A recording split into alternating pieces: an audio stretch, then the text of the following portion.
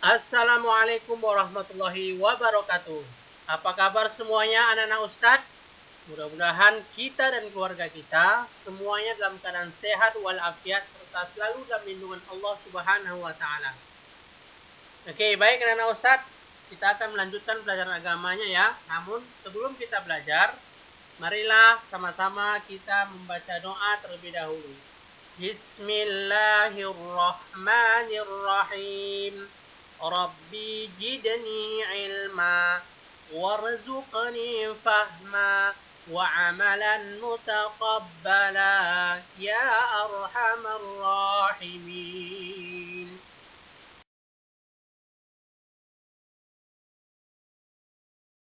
Oke, baik ya anak-anak Ustadz. Sekarang kita masuk ke tema yang baru, yaitu tentang sholat kewajibanku.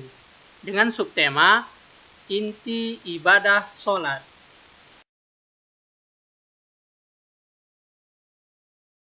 Sebelum kita masuk ke materi, adapun tujuan pembelajaran kita pada hari ini adalah kita mampu memahami makna sholat sebagai wujud dari pemahaman Quran Surah Al-Kautsar.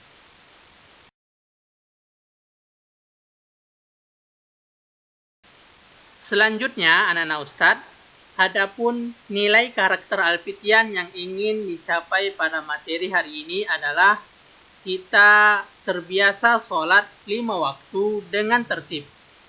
Nah, sekarang kita masuk ke materi ya anak-anak Ustadz. Mari sama-sama kita saksikan video pembelajaran kita pada hari ini, yaitu tentang inti ibadah sholat. Nah, selamat menyaksikan. Sholat merupakan rukun Islam yang kedua, di mana rukun Islam itu diibaratkan sebuah bangunan. Syahadat adalah sebagai pondasinya, sholat sebagai tiangnya, zakat sebagai atapnya, puasa sebagai dindingnya, dan haji sebagai isi dari bangunan tersebut. Jadi, kalau bangunan atau rumah tidak ada tiangnya, maka rumah itu pasti akan roboh, bahkan tidak akan pernah berdiri. Barang siapa yang menegakkan sholat, berarti dia telah menegakkan agama Allah. Dan barang siapa yang meninggalkan sholat, maka berarti dia telah meruntuhkan agama Allah. Sholat menurut bahasa adalah doa. Sedangkan pengertian sholat menurut istilah adalah serangkaian ucapan dan gerakan tertentu yang diawali dengan takbiratul ihram dan diakhiri dengan salam. Sholat disebut juga dengan doa. Mengapa? Karena hampir dalam bacaan-bacaan sholat merupakan doa-doa yang kita panjatkan kepada Allah Subhanahu wa ta'ala.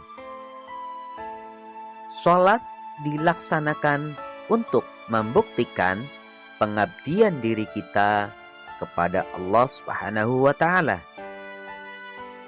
Kita sebagai seorang hamba harus mengabdi kepada tuannya.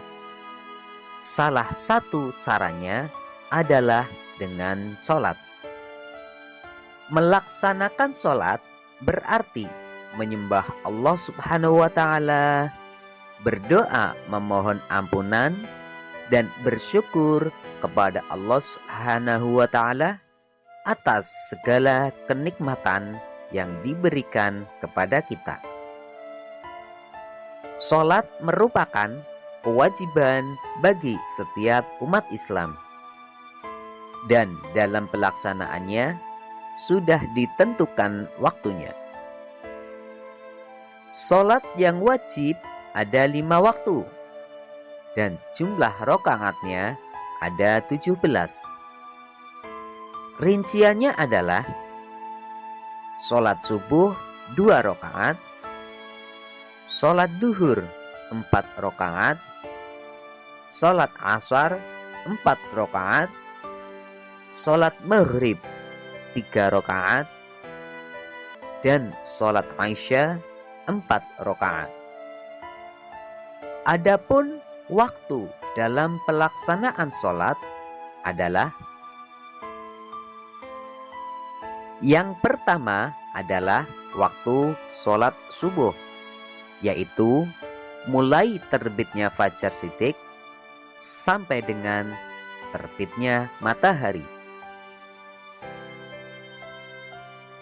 Kemudian yang kedua, waktu sholat duhur, yaitu apabila matahari telah condong ke barat dan bayangan seseorang sama dengan tingginya, dan berakhir apabila bayangan seseorang lebih panjang dari tingginya. Yang ketiga, waktu sholat asar.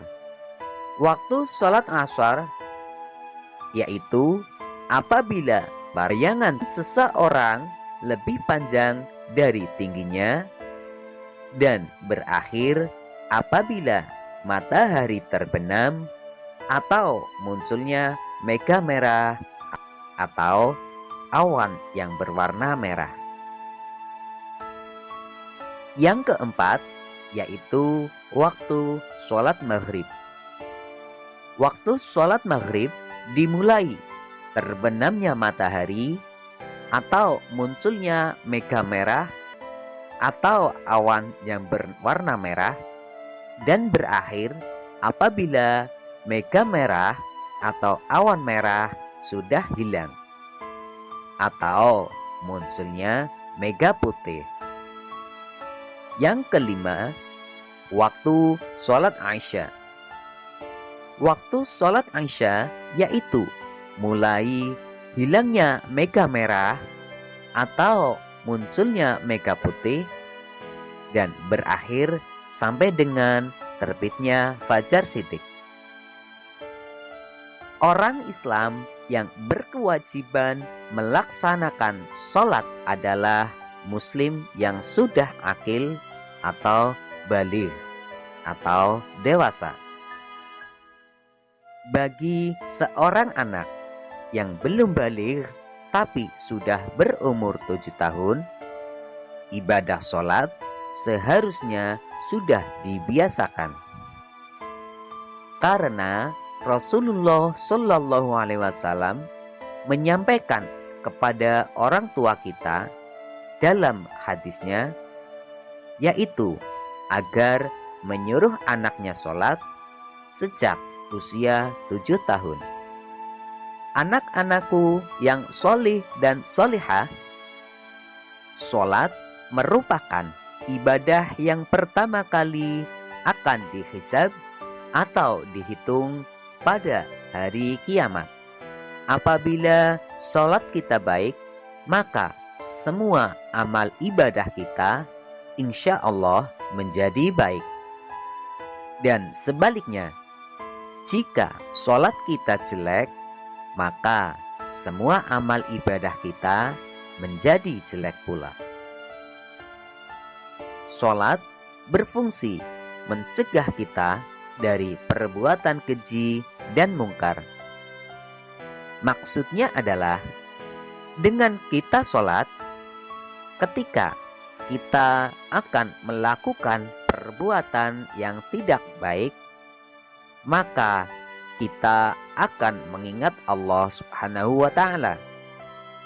Dan apabila ada orang yang rajin dalam ibadah sholatnya, tetapi dia masih melakukan perbuatan-perbuatan buruk, maka berarti sholatnya belum benar.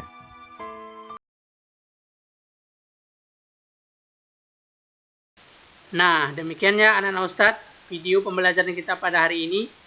Mudah-mudahan apa yang kita saksikan tadi dapat menambah ilmu pengetahuan kita tentang inti dari ibadah sholat.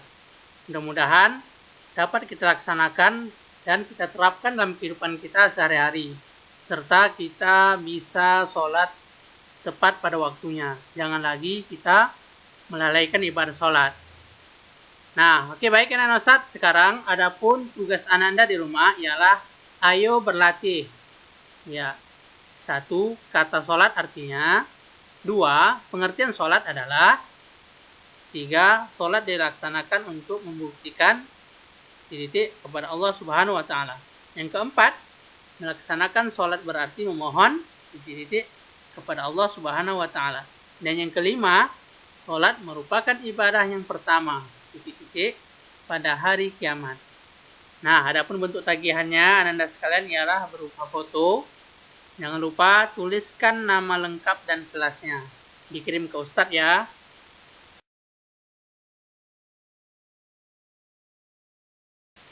Alhamdulillah, pembelajaran hari ini sudah selesai.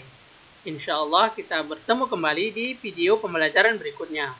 Mari kita tutup pembelajaran kita pada hari ini dengan doa kifaratul majlis. Subhanakallahumma wa bihamdika asyhadu an la ilaha illa anta astaghfiruka wa atubu ilaik. Wassalamualaikum warahmatullahi wabarakatuh.